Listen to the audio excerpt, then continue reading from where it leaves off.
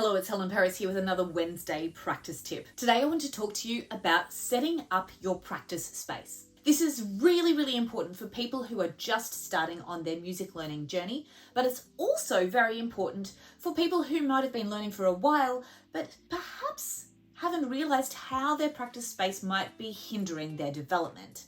And yes, this is true. Our practice space can have a huge effect on our progress. And that's because our practice space can affect two things: our focus and our motivation. If our focus isn't able to be at 100% on our practice when we're practicing, then we're distracted and we're not actually going to be able to practice efficiently. Likewise, if our practice space isn't a very inviting, motivating place to be, then the likelihood that we are going to practice regularly is greatly reduced. So let's talk about some things that will be really motivating to have in your practice space. Now for me, I love to have things around me that make me really happy. So you might have seen that on top of my piano, I have some Star Wars figures and things like that. My space also has a beautiful yellow feature wall because that makes me feel really warm and sunny. And I have all of my books and my materials here with me in this space. So that means that when I come in here, I feel like I'm ready to work.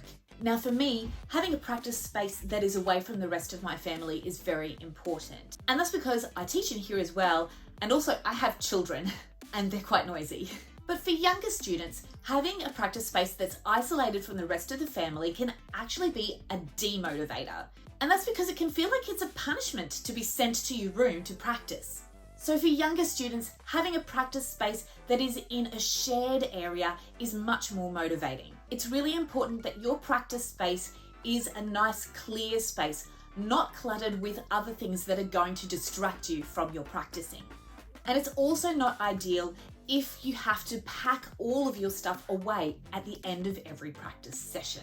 Yes, pack your instrument away in its case to protect it, but if you have to pack down your stand, put all of your books away and hide them, then that's going to make it really difficult every time you want to practice. It means you have to get everything out again. And that's going to be one step too far for a lot of people.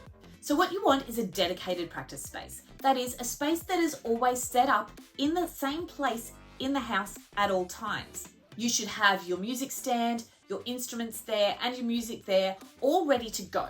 It should be well lit, it should be airy, and it should be close enough to your family that you don't feel isolated, but far enough away from distractions that you won't be competing with the noise of the television or your parents cooking dinner.